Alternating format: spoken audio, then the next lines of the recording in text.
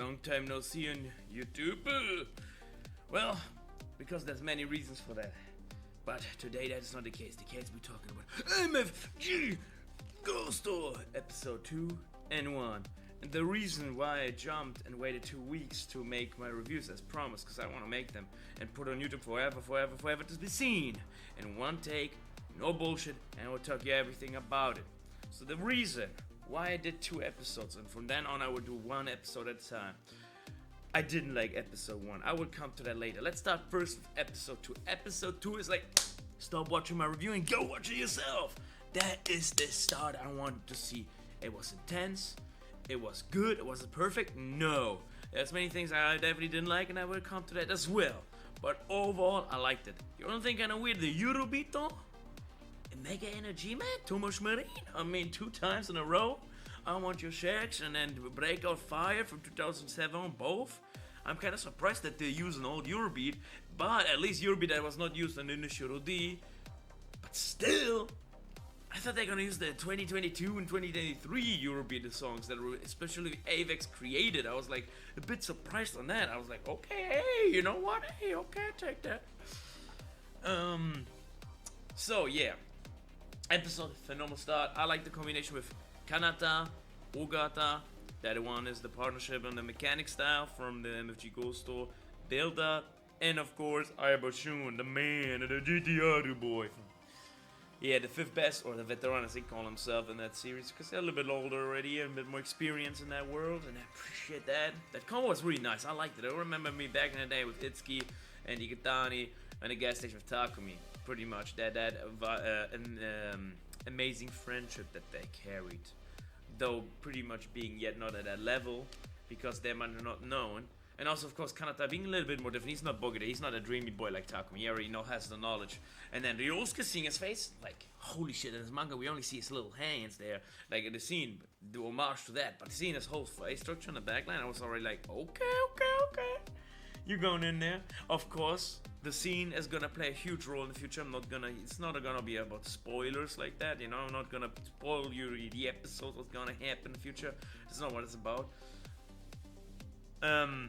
So I'm not gonna keep talking about it because I want to talk about it in depth, but we're not doing that.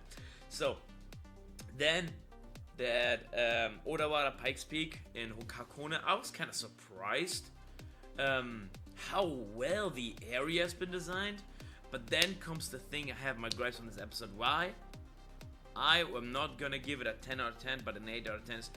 Too many times when you were in the racing, they pulled away and showcased you. Let's say the one that in Initial D Act 1 had a huge amount, which was a great thing, the gallery. But why I like that in Initial D, the gallery, because they were involved, you know, they were not taken out of the scene, they were with the scene, incorporated with the scene. You could feel them, you were like, oh, I am part of the gallery. Yes, man, just like with that, like, yo, Takumi, no, fuck you, Keisuke, fuck you, Kipatsiro, you know that pretty much. Or let's go Keisuke in that regard. And fuck Takumi, if you're part of the gallery, you're part of that team. That's how it felt. Here, like, zoom out and you saw the guys, like the family of Rensei Yonjis being involved, and then the story about it. I was like, oh, I don't feel it every time you zoom out, crop out, or you see it on via TV, the scenes I want to see. Yeah, it's nice that you have this technology and it looks really nice when you scope it out of the scene of the television and then back into the race or out of the race. But it takes away the magic being in the race. It feels like I'm a fucking viewer with my drink there, and I'm not with it, you know? I'm just like, oh, cool, oh, woo. And that's why I didn't like it. Especially it was way too many times. Like, so you can do it 3 times, but 6 fucking times? No, that's a lot. But then again, understand, it's a qualifier time, and the qualifier time is not really, you know, that's not really the battle. So I really pray when after the qualifier time, which is gonna be soon, and the race with the God 15, or the Kamiwaza as I call them, the Kamiwaza 15, the God like Hashirias, they ain't gonna be like, oh no, we need to pan out, viewer time, pan in, pan out. Oh, don't do that, please. I wanna view, I wanna see the Matoru. I don't wanna be goddamn dying. Then on to the another scene was beautiful, like the car modulation with the CGI. Ooh, beautiful, you know, that was some hot shit, I'm not gonna lie. phenomenal stuff, AVEX. You a fan? That's some great shit. That was some good. I like it. The models are huge. They kissy, you know? They're perfect. I'm not gonna lie, bellissimo. They're crazy good at detail. I liked it. The explanation with the Odawara's worst sector, Sector 3, where the mist is coming through, phenomenal done. Explanation. I don't know if it's in real life location because they're talking about the future case and it's not right now our timeline, it's more in the future. So maybe in the future it might happen, who knows. But at least explaining something that could be and made a little more dangerous. I like that. And it gives a little bit more respect that there's a scene you gotta be more careful of, like in the other one, and in the Shuro D where the togas where you gotta be very careful of. I like that they gave that oof. And then also for the Keisuke fanboys, the Kippatsuros, that I'm not a fan of, I'm just gonna be honest with you. At least we see a glimpse of his, his secret agenda, which I'm not gonna leak, but at least you saw his FD a little while, where he made that mist line himself for a certain thing that I'm not gonna say in the past tense that he did 5 years ago of the series, or 10 years ago, no, 10 years ago in the series, which you're gonna be explained very soon in the series, in episode 15, 16, you can expect to get the answer. I'm not gonna be the guy to spoil that shit for you, but beware for the Keisuke fanboys, there's definitely gonna be something in there for you, unfortunately speaking, okay? As an Akazada fanboy, hey, what can I say, you're my eternal goddamn nemesis, you gotta live with that. And now, what else do I want to say on the episode 2? I mean, like I said, it's an 8 out of 10. I gave the grid, I gave the points that I did not like. I would say this would have been a perfect episode 1, and not episode 1 for me. So now, let's talk about episode. Let's talk about the one that I'm mad about.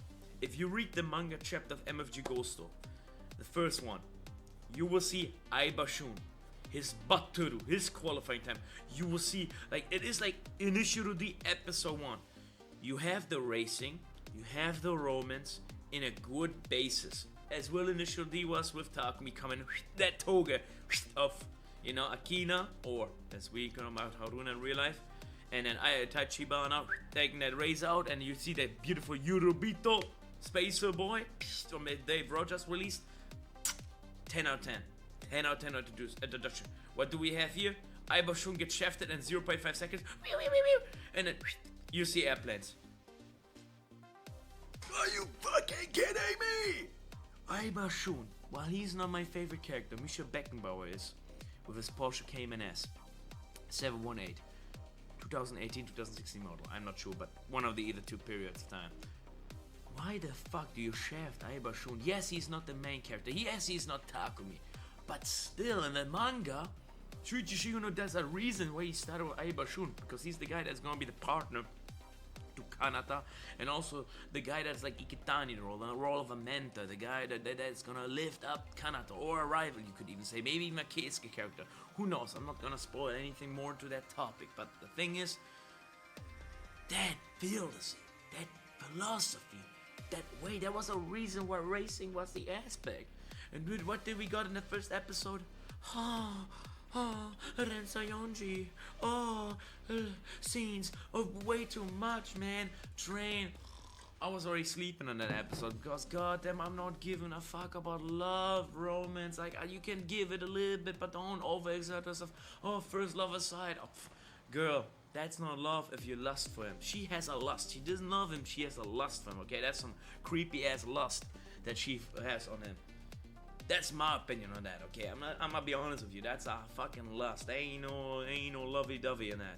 You cannot tell me first and love side like that, and you're gonna be that. Especially in episode 2, there's again a scene which I didn't want to talk about. It's not a bad scene, but the way she's like undermining kind of, oh, you're a cute little angel. Every corner, the crocodile monsters, Pokemonjas that might kill you, girl.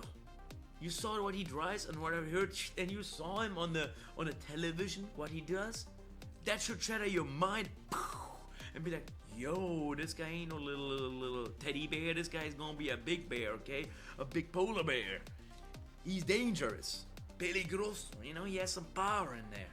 But okay, back to episode 1 is, that was just too much. Like, it's schoolgirls. Oh, have you seen Kanata Livington?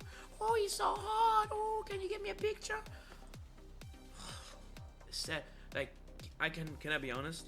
I rather wanna, between us, yeah, we rather wanna see Albershun for 5 seconds more, and actually have the feeling of MFG Ghosto than lovely. Oh, give me a picture of Kanata living that the others can go, oh my god, he's so hot, a 10 out of 10. What a beautiful Hafu boy. Who cares? Who the fuck cares? That scene doesn't need to exist. Okay, I'm gonna be honest, I'm gonna be straight up fire on that. Doesn't need to be made. That was unnecessary romance for the girl love base that view this. But even I'm gonna be honest with you, even the girls be like, shove that, stop that shoving. Give us racing. This is a racing anime. We wanna see some racing, not for yeah, that's why. Skip first. My opinion is skip episode 1. Read the manga, the first 5 chapters, and then watch episode 2. Episode 2 is episode 1. That's my opinion. If you don't like it, hey, you have your opinion, but that is the truth on that one. Okay, if you like episode 1 more than episode 2, you're crazy. Okay, there's just no way that is gonna happen. There was nothing in episode 1 that would really struck out so well and so strong that would be like, yoo-hoo! Nah. Episode 2 though, now that is the golden boy, and from then on it will go up. Okay, it will go. I promise you this. Episode 1 was just a misstep in direction. No way now, because now we know racing is gonna be go higher. Storytelling gonna go higher to a certain point. There's gonna be a huge climax, and yeah, I'm expecting myself great things. I cannot wait for next week. I'm excited also for the Eurobeat Asa. Man, I'm kind of disappointed though. My 2022 and 2023 Eurobeat selection, I said it won't be in there. I was wrong, but well, it's not over yet. But right now, only mid-2000 songs. I'm surprised. Well then, till next week. High energy.